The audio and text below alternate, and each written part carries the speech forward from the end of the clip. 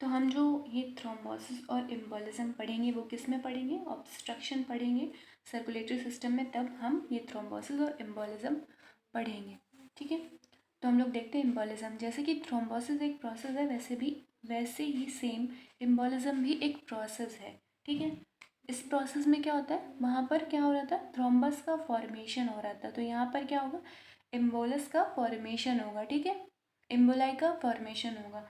तो वो कैसे फॉर्म होता है वो देखेंगे। यहाँ पर पहले हम देखते हैं embolism is the process of the partial और कंप्लीट ऑब्स्ट्रक्शन। तो यहाँ पर दे दिया उन्होंने, क्या हो रहा है, ऑब्स्ट्रक्शन हो रहा है। ठीक है, embolism is the process of partial और complete obstruction of some part of the cardiovascular system, यानी कि हमारे जो सर्कुलेशन है ब्लड का, उसमें कहीं भी कोई ऑब्स्ट्रक्शन क्रिएट हो रहा है किसी भी वजह से, पार्शियल भी हो सकता है वो और कंप्लीट भी हो सकता है, तो उसे क्या कहेंगे, उस प्रोसेस को एम्बोलिज्म।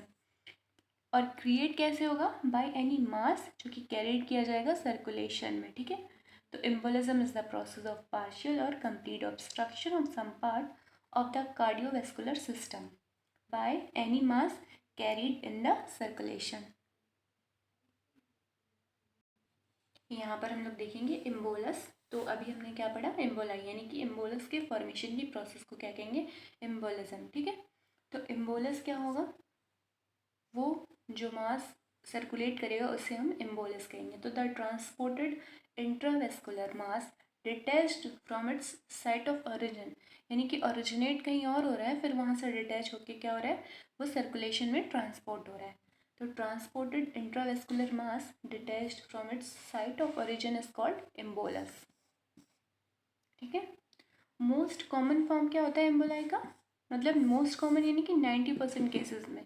ठीक है, क्या होता है, थ्रोम्बोएम्बोलाई, मतलब कि जो थ्रोम्बस फॉर्मेशन हुआ है वही अपनी ओरिजिन साइड से डिटैच हो जाएगा और क्या कॉज करेगा, ऑब्स्ट्रक्शन कॉज करेगा। ठीक है, तो मोस्ट कॉमन फॉर्म क्या होगा, thromboemboli, which is originating from thrombi और देयर पार्ट डिटैच, यानी कि वो पूरा डिटैच हो सकता है या उसका कुछ फ्रेगमेंट, कुछ पार्ट डिटैच होगा वेसल वॉल से, और वही जो होगा ऑब्स्ट्रक्शन क्रिएट करेगा किसमें, कार्डियोवैस्कुलर सिस्टम में। ठीक है, तो अब हम इसके टाइप्स देखते हैं।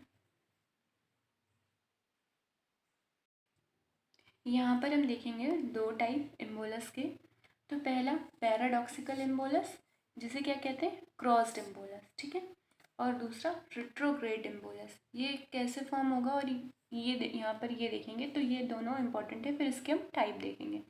तो पैराडॉक्सिकली को याद रखिएगा, क्रॉस्ड कहते हैं। तो ये ऐसा कुछ क्रॉस सिचुएशन हो रही होगी या कहीं क्रॉस कनेक्शन हो रहा होगा जिसकी वजह से ये होगा। तो इसे हम देखते हैं, N embolus which is carried from the venous side of the circulation to the arterial side, मतलब कि क्या हो रहा है, वीनस के सर्कुलेशन से आर्टीरियल साइड जा रहा है, तब या उसका उल्टा हो रहा है, यानी कि आर्टरी के सर्कुलेशन से वीनस साइड जा रहा है, तब उसे क्या कहेंगे हम, पैराडॉक्सिकली एम्बोलस कहेंगे।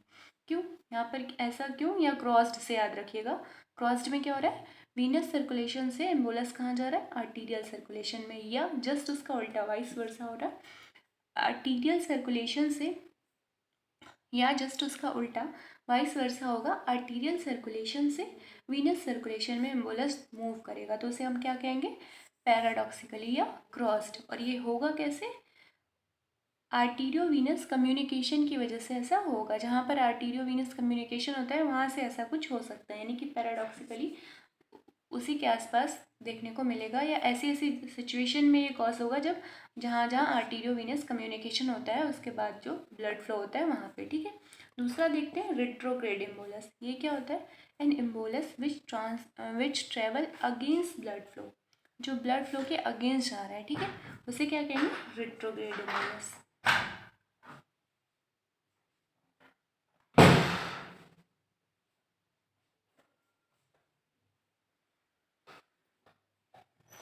दूसरा देखते हैं रिट्रोग्रेड एम्बोलस। यहाँ पर क्या होगा, एम्बोलस ट्रेवल करेगा against blood flow.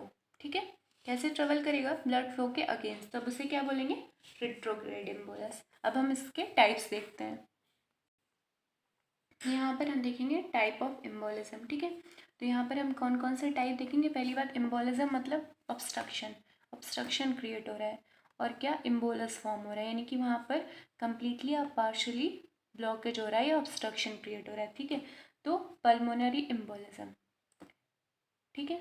Systemic embolism, fat embolism, air embolism और ट्यूमर एम्बोलिज्म, यानी कि ये इनमें से कोई भी चीज़ अगर ऑब्स्ट्रक्शन क्रिएट कर रही है तो क्या कहेंगे हम उसे, एम्बोलिज्म। और अगर एयर की वजह से हो रहा है तो एयर एम्बोलिज्म, फैट ग्लोब्यूल्स की वजह से या किसी भी फैटी टिश्यू या फैट की वजह से हो रहा है तब क्या कहेंगे, फैट एम्बोलिज्म।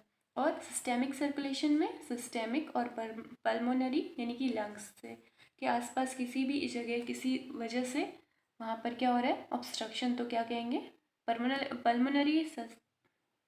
पल्मोनरी सर्कुलेशन में अगर ऑब्स्ट्रक्शन क्रिएट हो रहा है तब उसे क्या कहेंगे, पल्मोनरी एम्बोलिज्म। सिस्टेमिक में हो रहा है तब उसे सिस्टेमिक, देन फैट की वजह से हो रहा है तो उसे फैट एम्बोलिज्म, और एयर ऑब्स्ट्रक्शन क्रिएट कर रही है तब एयर एम्बोलिज्म। और यहाँ पर ट्यूमर यानी कि वही थ्रोम्बस की तरह यहाँ ट्यूमर का कोई पार्ट जो ऑब्स्ट्रक्शन क्रिएट करेगा सर्कुलेशन में तब उसे क्या कहेंगे, ट्यूमर एम्बोलिज्म। तो ये इसके टाइप हो गए। तो हम अगली क्लास में पढ़ेंगे थ्रोम्बो एम्बोलिज्म, ठीक है। थ्रोम्बो एम्बोलाई को डिटेल में पढ़ेंगे। तो वीडियो को लाइक कर दें, शेयर कर दें और सब्सक्राइब करें चैनल को ताकि आने वाली अपडेट्स आपको मिल सके, ठीक है। सब्सक्राइब करना ना भूलें, बेल बटन को प्रेस कर दीजिएगा। और इस पैथो के काफ़ी सारे टॉपिक अपलोडेड हैं तो आप उन्हें जाके देख सकते हैं। Thanks for watching.